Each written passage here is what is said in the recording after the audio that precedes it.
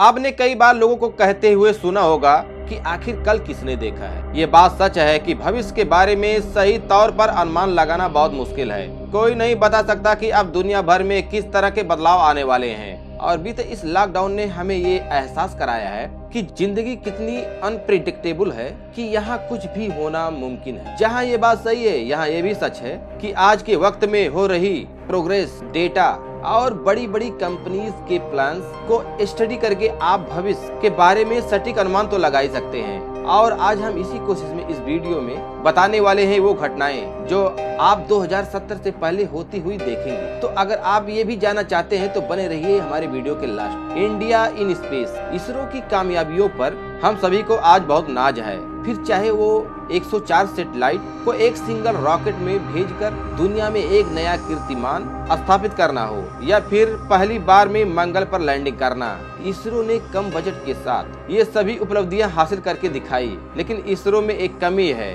और वो ये है कि आज तक हम किसी इंसान को खुद स्पेस में नहीं भेज पाए और हमें हमेशा इसके लिए किसी दूसरे देश की मदद लेनी पड़ेगी। लेकिन अब सब कुछ बदलने वाला है। इसरो का ये अनुमान है कि साल 2025 तक भारत अपना पहला मैंड मिशन स्पेस में भेज देगा। लेकिन भारत का पहला मैंड मिशन आप सिर्फ 3 या 4 साल में आपको देखने को मिलेगा। इस अभियान का नाम गगनयान रखा गया है और 10,000 करोड़ रुपए की लागत वाले इस अभियान का लक्ष्य 3 लोगों वाले एक स्पेस क्रू को 5 से 7 दिन तक स्पेस में ले जाकर वापस लाने का है। Rise of population in climate, एक अनुमान के मुताबिक दुनिया के सबसे ज्यादा जनसंख्या वाला देश चीन की जनसंख्या लगातार बूढ़ी होती जा रही है और उनकी वन चाइल्ड पॉलिसी के कारण उनकी पॉपुलेशन ग्रोथ में रुकावट आने वाली है, जिसका मतलब है कि भारत 2024 में ही चीन को जनसंख्या के मामले में पीछे छोड़ दे। 2042 आते आते दुनिया की कुल जनसंख्या 9 बिलियन पहुंच जाएगी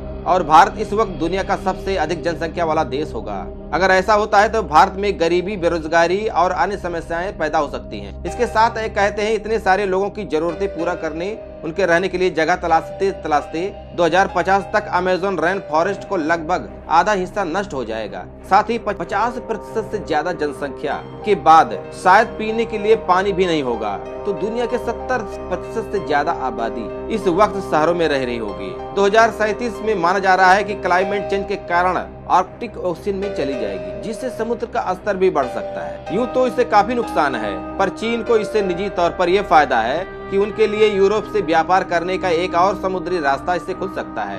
एलोन मस्क, आने वाले कुछ साल पूरी तरह से एलोन मस्क के होने वाले हैं। जहां भारत अभी स्पेस में जाने का प्लान कर रहा है, वहीं टेस्ला और स्पेस एक्स के मालिक एलोन मस्क 2024 में स्पेस क्राफ्ट मंगल ग्रह की तरफ भेज सकते हैं। इस स्पेस क्राफ्ट में एलोन मस्क लोगों के बजाय पहले कार्गो मंगल ग्रह तक भेजेंगे और अगर ये मिशन सक्सेसफुल हो जाता है तो 2026-2027 में एलोन का मन मंगल की धरती पर पहला ह्यूमन क्रू भेजने का है। कार्गो भेजने से एलोन मस्क ये टेस्ट करना चाहते हैं कि क्या बड़ी संख्या में लोगों को मार्स तक भेजा जा सकता है। साथ ही में एलोन मस्क का प्लान मार्स पर बस्तियां बसाने का है, जिसके लिए वहां पर बिल्डिंग मटेरियल, उपकरण, कंप्यूटर्स और न जाने किस किस तरह के उपकरणों की जरूरत पड़ेगी और इसके लिए इनको बड़ी मात्रा में धरती से ये सामान वहां भेजना पड़ेगा। इसके अलावा एलोन मस्क के अनुसार 2025 तक वो अपने न्यूरालिंक प्रोजेक्ट को भी पब्लिक के सामने ले आएंगे। न्यूरालिंक वो प्रोजेक्ट है दोस्तों जिसमें एक इंसान के सर में ड्रिल करके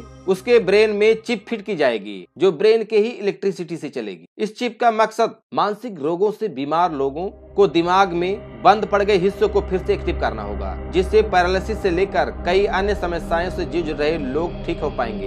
एलोन का मानना है कि 2040 तक आते आते चिप इस तरह से काम करने लग जाएंगे कि 2 इंसान जिनके दिमाग में चिप इंसर्टेड है उन्हें आपस में बात करने के लिए बोलने की भी जरूरत नहीं पड़ेगी और वो सिर्फ इस चिप की मदद से एक दूसरे से बातचीत कर पाएंगे। International space station and NASA, बहुत से शायद लोग ये बात न जानते हो कि धरती के बाहर एक इंटरनेशनल स्पेस स्टेशन है जहां हर 6 महीने या साल भर में नए एस्ट्रोनॉट्स रहने जाते हैं और वो वहां से ही धरती को ऑब्जर्व करते हैं। साथ ही स्पेस में बहुत से एक्सपेरिमेंट को अंजाम देते हैं। 1998 में लॉन्च हुए इंटरनेशनल स्पेस स्टेशन ISS को 2024 में डिकमीशन किया जा सकता है। ISS को फंड करने का ज्यादा जिम्मा यूएस और रूस का था, लेकिन हाल के कुछ सालों में इंटरनेशनल दबाव के कारण रूस की इकोनॉमी को काफी नुकसान हुआ है, जिस वजह से ज्यादातर भार यूएस पे आ गया है। इसलिए इस प्रोग्राम को बंद करने की बात चल रही है। कुछ साइंटिस्ट का कहना है हो सकता है कि इसे डीकमीशन करने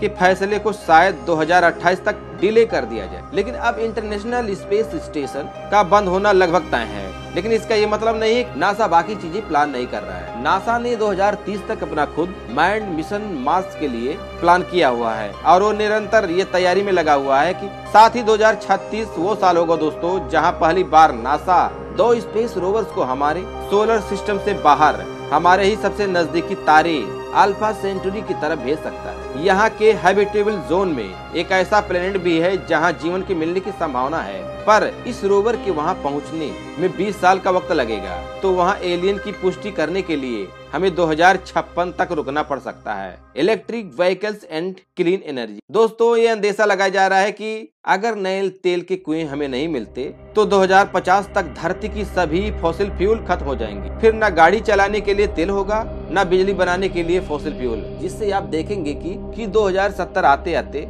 हम पूरी तरह से इलेक्ट्रिक व्हीकल पर शिफ्ट हो जाएंगे और आपको पेट्रोल पंप से ज्यादा चार्जिंग स्टेशन दुनिया में देखने को मिलेंगे। इसके अलावा हर तरफ स्मार्ट हाईवेज बनाने की बात चल रही है, जिन पर गाड़ी चलते चलते खुद ही चार्ज हो सकती है और उसे कहीं भी रुकने की जरूरत नहीं हो। एनर्जी के सेक्टर में आप देखेंगे कि 2070 तक अब सोलर और विंड एनर्जी बिजली बना रहे होंगे, लेकिन हमारी ज्यादातर बिजली न्यूक्लियर पावर प्लांट से आएंगी। चीन जो अभी आर्टिफिशियल सन अपने यहाँ बना रहा है, अगर वो प्रोजेक्ट सक्सेसफुल हो जाता है तो आपको क्लीन न्यूक्लियर एनर्जी मिलेगी, जिससे कोई रेडियो एक्टिव रेडिएशन नहीं निकलेगा और ज्यादातर देश इसी तरीके से बिजली बनाना शुरू कर देंगे। टेक्नोलॉजिकल सिंगुलरिटी 2045 साल थोड़ा सा डरा सकता है, यानी 2045 तक टेक्नोलॉजी इतनी ज्यादा जटिल हो जाएगी कि किसी भी इंसान के लिए इसे समझ पाना मुश्किल हो जाएगा। ये निश्चित तौर पर वो युग हो सकता है जब AI आखिरकार इंसानों को हर क्षेत्र में डोमिनेट करने लगेगी और इंसानों का उनके सामने कोई मुकाबला नहीं रह जाएगा। इसके लिए एक तर्क ये भी है कि 2045 तक सभी इंसान अपने अंदर किसी न किसी तरह के टेक्नोलॉजिकल इम्प्लांट्स कराते रहेंगे, जिससे मशीनों के साथ साथ हम भी समांतर गति से विकसित होते रहेंगे। यह बातें सुनकर क्या आप भविष्य के लिए एक्साइटेड हैं या आपको धरती की चिंता होने लगी है? आप भविष्य को कैसे देखते हैं हमें कमेंट करके बताइए। साथ ही अगर ये वीडियो आपको पसंद आया हो तो वीडियो को लाइक करें और ज्यादा से ज्यादा चैनल को सब्सक्राइब करना ना भूलें।